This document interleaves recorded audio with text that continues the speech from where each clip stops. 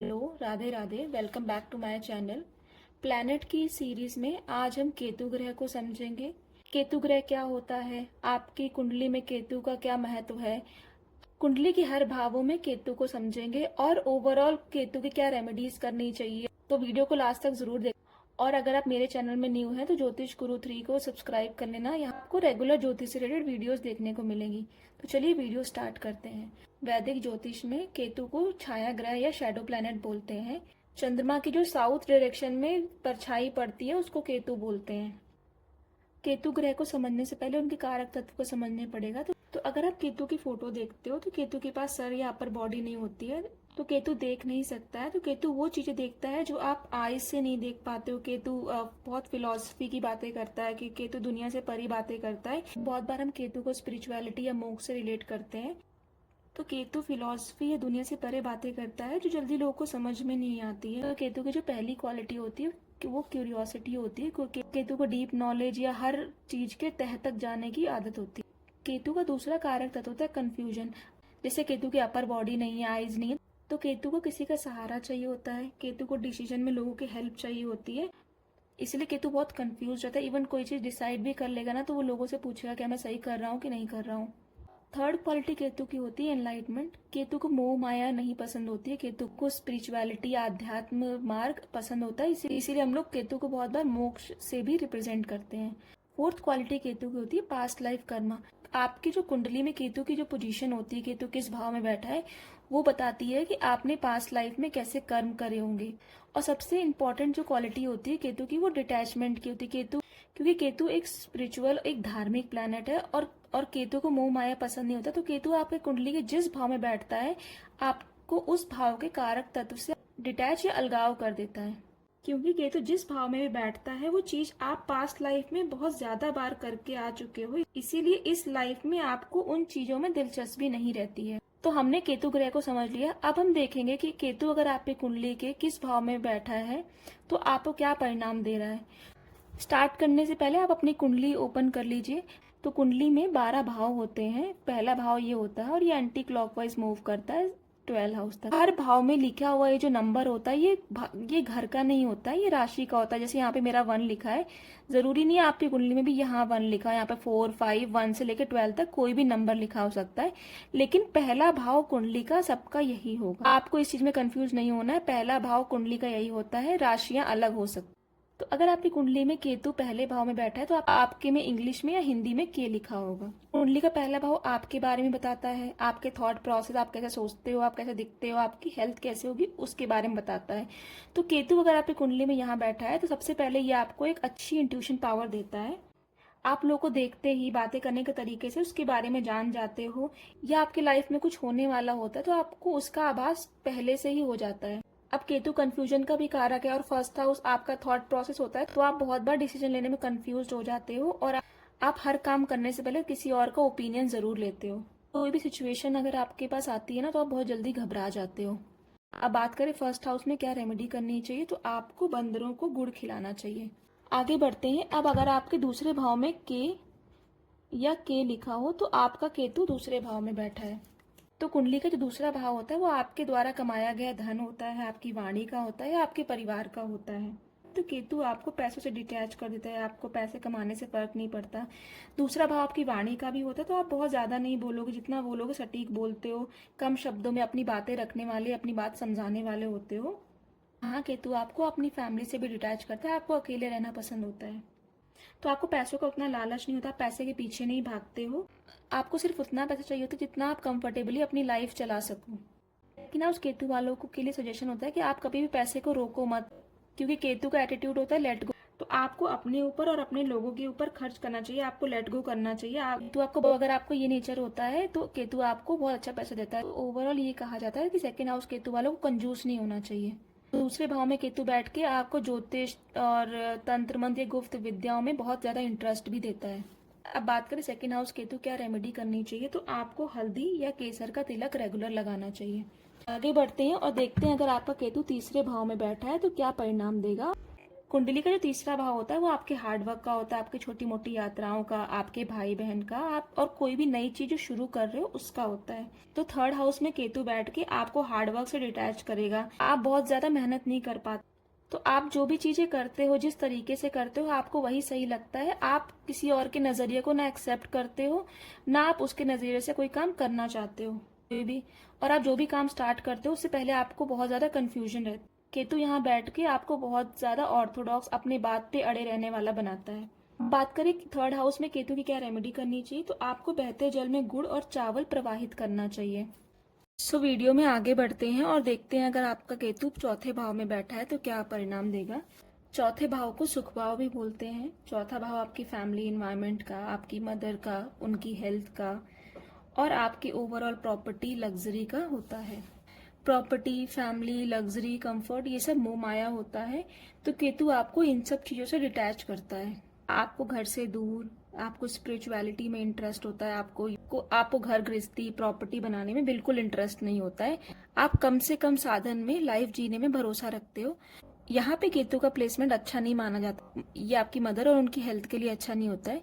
यहाँ पे बैठ के केतु आपकी मदर कमर से नीचे की दिक्कतें और बीमारियां देता है। अब बात करें चौथे भाव केतु के लिए आपको क्या रेमेडी करनी चाहिए, तो आपको घर में कुत्ता पालना चाहिए। आगे बढ़ते हैं और देखते हैं कि अगर आपका केतु पांचवें भाव में बैठा है तो क्या परिणाम देगा। तो अगर आपका केतु पांचवें भाव में बैठा है तो आपके इस भाव में इंग्लिश या हिंदी में के लिखा होगा। तो कुंडली का जो पांचवा भाव होता है वो आपकी एजुकेशन का, आपकी हैप्पीनेस का, आपके संतान का, पास्ट लाइफ कर्मा का होता है। तो केतु आपको यहाँ बैठ के आपको एजुकेशन में डिटैच करेगा, आपका पढ़ाई में मन नहीं लगेगा, आपकी पढ़ाई किसी न किसी कारण से बीच में रुक जाती है। और यहाँ बैठ के केतु आपको संतान संबंधित दिक्कतें भी देता है। या तो संतान हो नहीं रही होगी, या संतान होगी तो आपकी बात नहीं मान रही होगी, आपसे दूर रह रही होगी, तो आपको संतान का सुख नहीं प्राप्त होता है। और बहुत बार केतु फिफ्थ हाउस में अगर होता है तो वैसे व्यक्ति को बेबी की जिम्मेदारी या बेबी करने का मन भी नहीं होता है। लेकिन फिफ्थ हाउस केतु आपको बहुत ही क्रिएटिव बनाता है, क्योंकि पांचवा भाव क्रिएटिविटी का भी होता है, तो ये आपको बहुत ज्यादा क्रिएटिव और फेमस बनाता है। ये प्लेसमेंट केतु की अच्छी होती है, क्योंकि केतु पास्ट लाइफ की बातें करता है, केतु धार्मिक बातें करता है, और फिफ्थ हाउस भी पास्ट लाइफ कर्मा का होता है।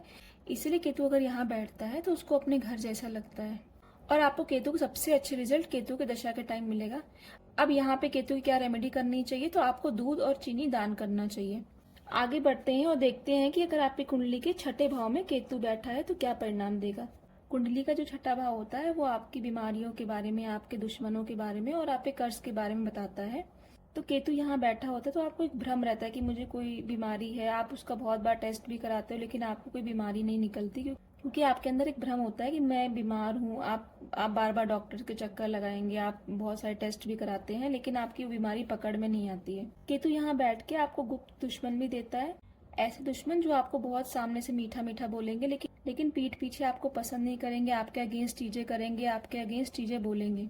लेकिन केतु का यहाँ बैठना आपके विदेश में पढ़ने के लिए या जॉब करने के लिए बहुत अच्छा योग बनाता है, क्योंकि अगर केतु यहाँ बैठा होगा तो 12वें भाव में राहु बैठा होगा।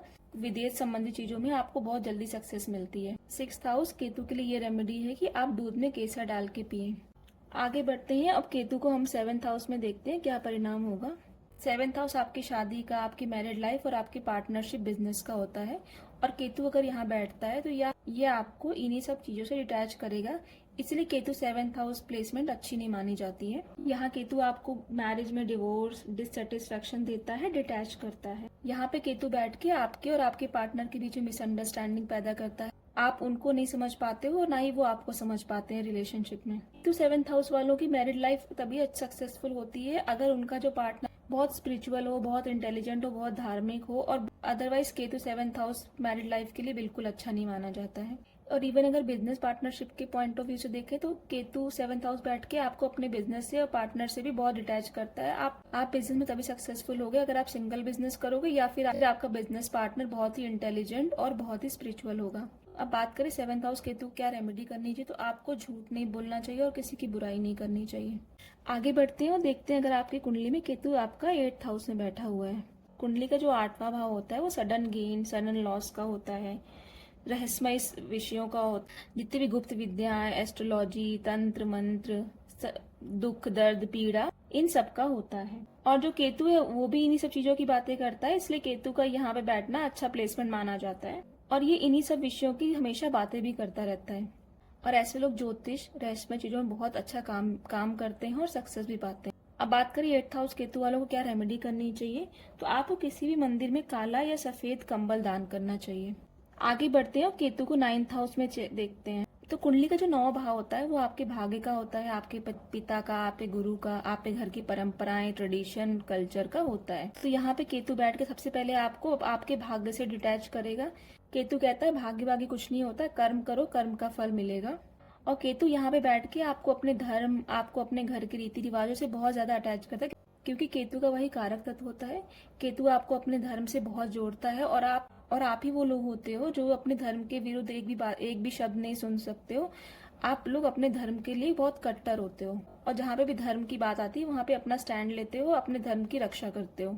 अब बात करें 9वें भाव केतु के लिए क्या रेमेडी करनी चाहिए, तो आपको हमेशा अपने बड़े बुजुर्गों का सम्मान करना चाहिए। आगे बढ़ते हैं और देखते हैं अगर आपकी कुंडली में केतु 10वें भाव में बैठा है। 10वां भाव आपके कर्म का होता है, आपके काम करने के तरीके का, समाज में आपकी प्रतिष्ठा का, पब्लिक स्टेटस का होता है। केतु यहाँ पे आपको काम से डिटैच करेगा। केतु आपको बंदिशों में, टाइम बाउंडेशन में काम नहीं करने देता है। आप मेहनत कम करने वाले होगे, आप स्मार्ट वर्क पे ज्यादा भरोसा करते हो। तो केतु को सहारे की जरूरत होती है, तो अगर आपको सही गाइडेंस या सही दिशा मिल जाए तो आप बहुत अच्छा सक्सेस पाते हो। केतु की ये प्लेसमेंट आपको बहुत इंटेलिजेंट बनाती है। आपको बहुत सारी फील्ड्स में रुचि होगी, भले आप एक फील्ड में काम कर रहे हो लेकिन आपको रुचि 10 फील्ड की होगी। जैसे मान लो कि आप IT फील्ड में काम कर रहे हो लेकिन आपको सिंगिंग का बहुत शौक है, आपको डांसिंग का बहुत शौक है, आपको एस्ट्रोलॉजी का शौक है, तो ये केतु आपको बहुत सारे विषयों में इंटरेस्ट दिलाता है। ऐसे व्यक्ति को रिस्पेक्ट या पब्लिक इमेज से बहुत ज्यादा फर्क नहीं पड़ता, क्योंकि केतु जानता है कि ये सब मोह माया है। अब 10th हाउस वालों को क्या रेमेडी करनी चाहिए, तो आपको चांदी के बर्तन में शहद भर के घर में रखना चाहिए। आगे बढ़ते हैं और देखते हैं कि अगर आपकी कुंडली में केतु 11वें भाव में बैठा है तो क्या परिणाम दे रहा है। 11वां भाव होता है आपके अचीवमेंट्स का, आपके गेन का, आपके सोशल नेटवर्क का, आपके दोस्त रिश्तेदारों का। तो केतु आपको इन्हीं सब चीजों से डिटैच करता है। आपके लाइफ में वही रिश्तेदार या दोस्त इंपॉर्टेंस रखेंगे जो लोग धार्मिक हो, स्पिरिचुअली आपके लेवल को मैच कर सकते हो। ये केतु आपको अचीवमेंट से, आपको गेन से बहुत डिटैच करता है, क्योंकि केतु मोह माया में भरोसा नहीं करता है और केतु का नेचर होता है लेट गो करने का। केतु का ये प्लेसमेंट बहुत अच्छा नहीं माना जाता है, लेकिन अगर ये लोग कुछ भी मैनिफेस्ट करके लिखते हैं तो वो विश इनकी जरूर पूरी होती है। तो ऐसे लोगों के लिए ये एक रेमेडी भी है। तो आप लोग कोई भी चीज अगर चाहते हो अपनी लाइफ में तो कहीं पे भी लिख के उसको छोड़ दो। और आप लोग के लिए दूसरी रेमेडी होती है कि आप घर में काला कुत्ता पालें। आगे बढ़ते हैं और देखते हैं कि अगर आपका केतु 12वें भाव में बैठा है तो क्या परिणाम दे रहा है। 12वां भाव कुंडली का आपके खर्च के बारे में, आपके विदेश संबंधी चीजों के बारे में और आपकी स्पिरिचुअलिटी के बारे में बताता है।